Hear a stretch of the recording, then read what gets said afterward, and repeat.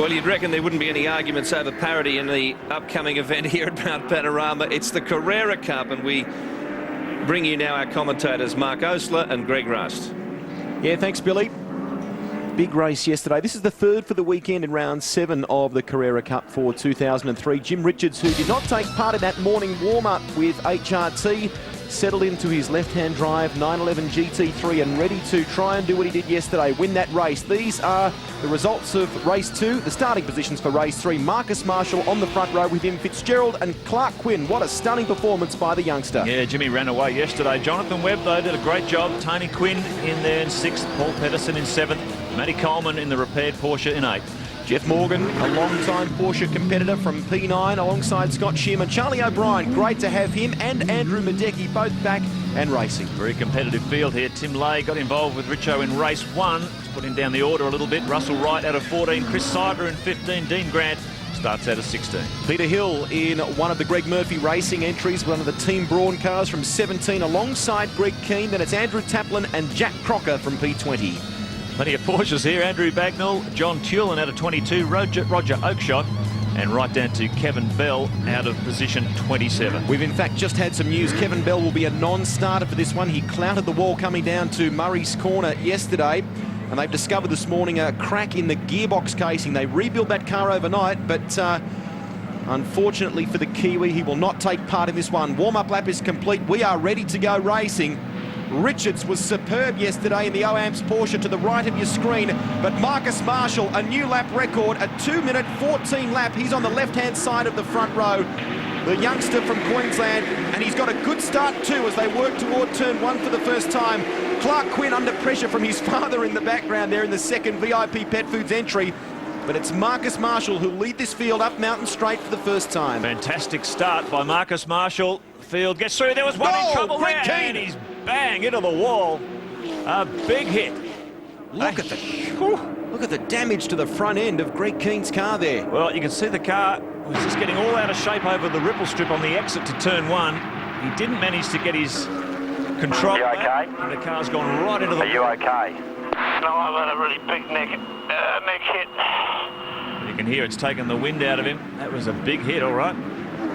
Field streams up the mountain, up through Ford Cutting. Hopefully he's okay. Matthew Coleman is up in the order as well, which is just terrific. Those of you that may follow the Carrera Cup, he had a massive shunt at Sandown. Let's have a look at this replay and just look a little bit further down the pack. Now, there might have been contact there between a couple of cars, I'm not sure, but Keane is just way out of control and there's nowhere to go, straight into the concrete wall. That has really taken the wind out of his sails. Look at the damage to the front suspension. And yellow flags are out. We might have a safety car out here too. Let's have a look at it again. Was there a touch there with... No, I don't know what's happened there. He's just fired off the edge of the curb. Might have been a mechanical failure. It did look as though one of the... might have been Peter Hill in one of the Greg Murphy racing entries. Either took evasive action suddenly or... But boy, it speared Greg Keane's car straight to the right, didn't it? Straight across the track. Let's hope he's okay. I think he's just been pretty heavily winded from that straight on, head on into the concrete. Might have stretched his neck a little bit too. So it's an unfortunate start to the Porsche Carrera Cup event. There's race control. Thomas Mazira, driver's standards observer, standing there alongside Colin Bond. And Thomas comes in specially for the Carrera Cup events. With the safety car out on the track and some work to do for the track marshals and officials. We'll take a break here from Mount Panorama. This is our coverage of the Bob Jane T-Marts 1000 Super Sunday, a huge race ahead of you, counting down to start time at 10 o'clock. Stay with us here on your home of motorsport.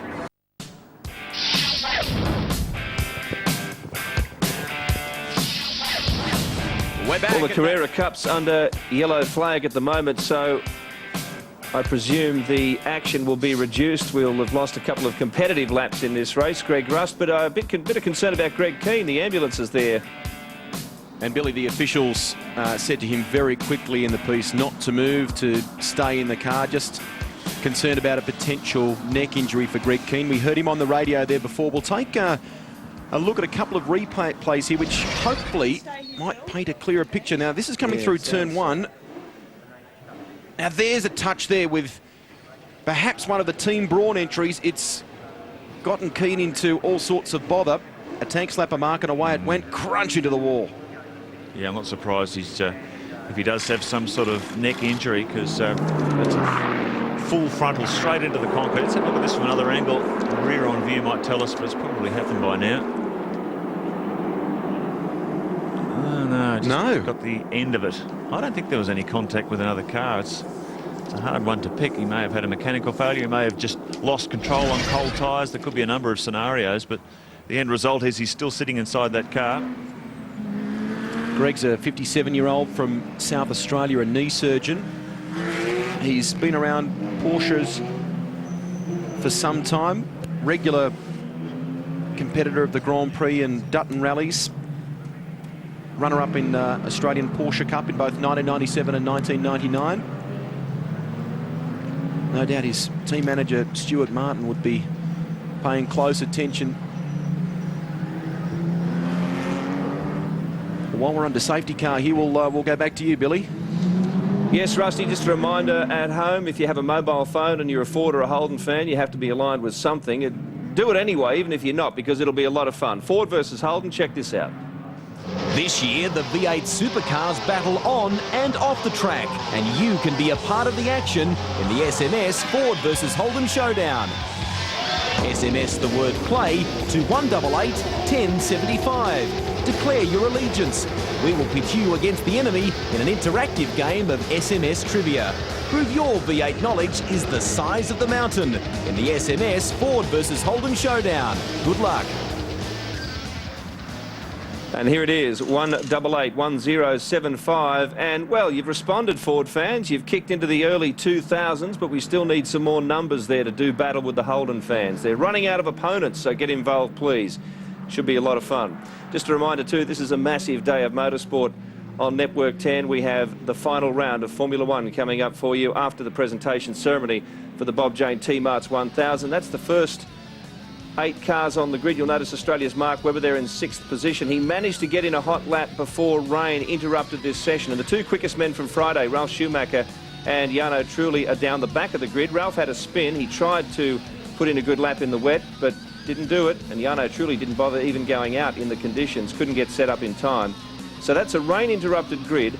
And the 2 championship contenders, Kimi Raikkonen in 8th position and Michael Schumacher back in 14th. And Kimi needs to keep about 6 or 7 positions ahead of Michael and win the race if he is to steal this championship in the final round. It's not impossible. Can you imagine if something happens to Michael early in the race, technically of course, and Kimi has an opportunity to win? It'll be one of the most thrilling finishes we've ever seen.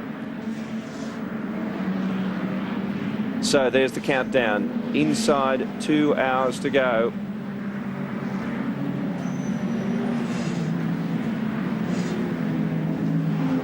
We'll take a break. Well, I think the brakes are off this race. We're set to go on the Carrera Cup, so let's resume commentary with Mark and Greg. We're underway again, Billy, which is terrific. Marcus Marshall leading from Jim Richards, Cameron McConville. He's everywhere. He joins us in the commentary box now, Cam. And how did you get out of that car so quickly and get up here? Oh, just, you know, it's all that training I've been doing, something like that. Actually, I was just filling my mouth full of pieces of toast trying to get breakfast in before our race, but this is a fantastic battle. It's good to see Marcus Marshall.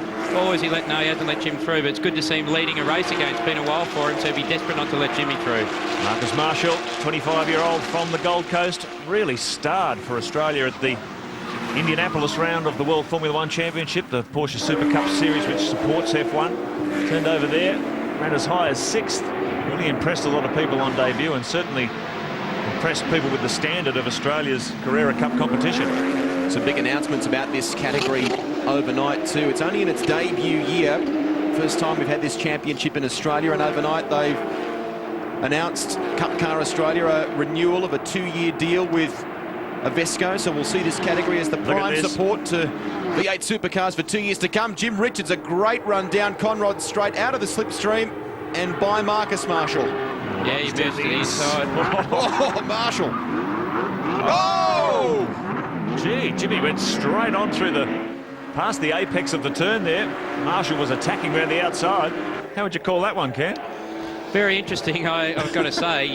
Jim obviously braked fairly early. He's under attack from his teammate there, but he's going to let him go through. But Jim braked early on the inside. I think he went over quite far to that inside white line, got a little bit unsettled, so he braked a little bit earlier. Then Marcus went right down the outside, but gee, it wasn't really going to come off, I don't think. Perhaps he would have been better settling in and sitting on Jim's bumper, because now the gap's gone and he won't catch him again. Jimmy used an enormous amount of track coming through the chase, didn't he? He really carried a lot of speed through there. And that's, I think, why, Rusty, he braked early, because let's have a look on the replay here. So he's in the middle of the road, comes through. You can see the car floating in the front end, so he had a fair bit of speed. He would have been probably up near the rev limiter. He's braked early because Marcus is still braking down the outside and probably would have made the corner quite comfortably, but Jimmy's let it drift out there.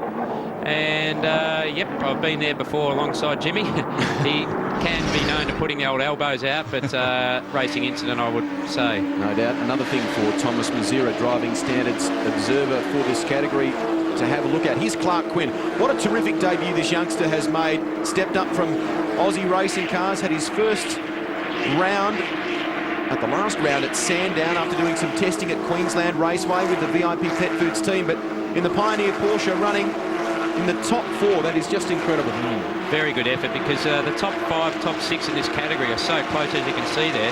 And there's even some guys in the middle of the field. I mean, Jeff Morgan, Porsche Cup champion, Charlie O'Brien, you know, there's a whole heap of experience there. So I think he's doing very, very well. This category in a number of ways is being seen as a good stepping stone too, Cam, whether it's through Australian ranks up through Konica and the like, or even potential to go overseas. We saw recently a Super Cup drive for Marcus Marshall at the Indianapolis round, supporting Formula One, and overnight they've announced that the top driver under 30 years of age in this championship will be rewarded with a drive in 2004 at one of the Super Cup rounds, which supports the Formula One World Championship. So a wonderful opportunity for a young Australian driver to show what they've got on the world stage. Fantastic. I mean, that's sort of picking up, Mark, isn't it, like the old Formula Ford days when it was the Drive to Europe series, and you could go overseas and do a race, or the Formula Ford Festival, and that's what Carrera Cup's sort of moulding itself off, I think. Well, in philosophy, that's what Carrera Cup is, isn't it? All these cars are supplied as full turnkey race cars from the factory. 1,260 kilos minimum weight, engines, gearboxes and things are sealed. It really is a priority on driver talent, and that's why it's working so well. Look at this attack under brakes coming up to turn 1. Matthew Coleman gets by the Kiwi, Paul Pedersen. Fastest lap of the race so far to Jimmy Richards, 2:14.68. Well, Marshall's in the 2:14s as well, Mark, just 0.3 of a second shy of Jim's pace. They're the only two in the 2:14 bracket. This is Matthew Coleman to the left of your screen, almost out on the white line. This is a new shell for Matthew Coleman. Had a massive rollover at the last round at Sandown after a controversial touch with Marcus Marshall. Marshall was pinged for his part in that accident, but the drivers have rallied and thrown some money at Matthew Coleman. They got a new chassis out of Germany and have done a big rebuild in order to get him back in the car. But what a daunting place to make your return. That's for sure, but you know, if you're a professional driver, you get back in and you focus on the job at hand. It doesn't weigh in the back of your head. It may before you go out, but once you're in the car, you've got to be focused on what you're doing. And let's have a look on replay. He got squeezed off the road, dropped the wheel, massive impact with the wall. Car went over and over. That is just a frightening off. Yeah, that was at Sandown, and that was only 4 weeks ago. So in that space or time frame, let's have a look at it again. It's just incredible. Look at the way it moved the fence line there. So you see the wheel going across the road in front of Fitzy there, but I tell you, the biggest thing out of that is I'm just surprised that the penalties are still not harder on drivers. I mean, pretty obvious who was at fault of that one as far as I'm concerned, but anyway, they're back at Bathurst and he's doing a great job, I think, to get back up in the top 6. I think they certainly made the right call, ordering a brand new shell from Germany rather than trying to rebuild that one. It took a severe hammering in that shunt. Taken all the running gear out of the old car, put it in the new car, and he's running very competitively too. In the top 10, he's 7th. Fastest lap, as I said before, 2:14.68. I guess that makes the point, Cam. I think that's why people like these cars. These are seriously quick motor cars. A 2:14 would put you toward the rear of the grid for the Bob Jane T-Marts 1000. That's V8 supercar pace. And during the race, well, he's just done a 14.2 now, Mark, as we look at the monitor as Jimmy's crossed the start-finish line. But in the race, that would be on a full tank of fuel. That's what some of the, say, from 20th back will be running around at possibly the first few laps. So, I mean, certainly not dawdling along. And I know, looking at Tim Lay, my co-driver in the 1000 race, that his data with a tow, he reached 280 kilometres an hour down the straight yesterday, and I've only seen 286 on a good lap, so it shows how slippery they are through the air. They're a serious weapon, aren't they? 3.6 litre flat six, about 390 brake horsepower or 290 kilos odd. Very, very quick car, 6-speed transmission, enormous brakes, and they handle superbly. Porsche have really been able to tame that pendulum effect that the old 911s used to have. The car apparently is a beautifully balanced thing to drive on the limit. Yeah, and looking at Jim Richards too, Mark, through the cutting there, he was working the wheel. He's trying. He's got the head down. He really wants to, I think, stretch that lap record. He's having a lot of fun out there, and pretty hard to match Jim Richards' pace in one of these cars at Bathurst. The thing that staggers me about Richo, not only the fact that he can jump from car to car and be competitive, but this is all about face. He's in a left-hand drive car with the gear change on his right. Then he jumps into a V8 supercar, which is right-hand drive with the gear change on his left, and he adapts to it so quickly. And totally different feel to drive the car too. These cars are running around 1,500-pound springs. Now, I can't vouch for what's in his VY Commodore, but that's close to triple what we're running in our VX Commodore. So it would be a very different feeling car at the limit too. Very stiff, very bouncy over the bumps, and Jim's the master at jumping from car to car. He is the master, isn't he, Rusty? 4 times Australian Touring Car Champion, 7 times Bathurst winner, 3 times Nations Cup champ, and staring down the barrel of Carrera Cup title as well. And at his age, what about that lap in the top 10 shootout yesterday for the Holden Racing team? Just brilliant. And he steps into, as Mark mentioned, the Carrera Cup car and does the job. He really knows how to get the most out of these Porsches. Clark Quinn a little unstable as he came into the chase in the Pioneer Porsche there. In behind him, Peter Fitzgerald. The order: Richards, Marshall, Tony Quinn, Clark Quinn. This is the battle for 5th between Fitzgerald and Coleman behind these two. Jim Richards, a 2-minute 13.81 lap. He is just getting faster as this race progresses. He's on the way home. It's the last lap in the 3rd race in round 7 of the championship. That is incredible, Ken McConville. Well, I was just watching, you know, as he came through the chase there, Rusty. He used 2/3, nearly all of the road. He was unstable. You could tell he was having an absolute red-hot go on that lap. So let's see if he pulls out some more in this lap. But a 13.8 is, you know, that's a fantastic effort in one of these cars. For 390 horsepower, that's amazing. You know, that would have put him 35th on the grid for the Bob Jane Team Arts 1000. You could hear the Michelin tyres right at the threshold as Jim came into Griffin's Bend then. So he's pushing even on the final lap. Carrera Cup's been a huge success on a global scale. Carrera Cup competition run in Asia, in France, in Germany, Great Britain, Japan, Australia's just come on board. And the terrific thing about it too, Mark, is that they arrive from the Porsche factory virtually ready to race. There's a number of controls that prevent, you know, one driver from gaining an unfair advantage over another. They have a controlled sack suspension system which only has a few adjustments on it, Cam, so the driver still can play with the car and try and maybe get a little bit of an advantage that way. They all run on a controlled Michelin tyre, but it really does get down to, in many ways, driver ability. Jim works with an engineer by the name of Carl Batson, and between the two of them they really fine-tune that setup at each round, and that shows with that 2-minute 13 lap time in the last race of the weekend. Only 6 tyres available for each round. That's right. Well, Carl's got a lot of experience, works at Porsche Centre Melbourne, but you know, shock adjustments count for a lot in these cars, and so you can tune things. Also tyre pressures, what tyre pressures they start at, but there's not a lot to adjust. But you got to look at Clark Quinn here. He's doing a great job. I mean, Peter Fitzgerald's very experienced around here, and I'm quite impressed. He hasn't made a mistake yet, and he's still keeping Fitzy behind him. Hard under brakes down into Caltech's chase. 280 kilometres an hour maximum speed some of these cars are reaching. And here is Jimmy Richards. 4.1 seconds the lead, and he takes the checkered flag with ease. Marcus Marshall got close toward the end there. A 2-minute 14.4, but not into the 13s like Jim Richards. That was Carl Batson on the radio there. And Richards has had another superb round in the Carrera Cup. He can't claim the championship yet, but boy, he's got a sizable lead, hasn't he, Cam?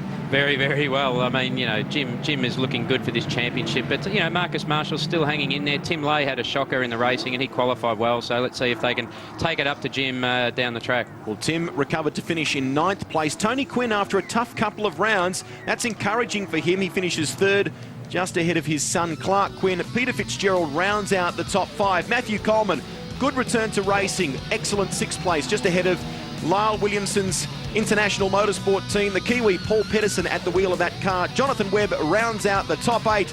Big day of motorsport, a mammoth day of motorsport at Mount Panorama, and of course Formula One still to come your way. Stay with us.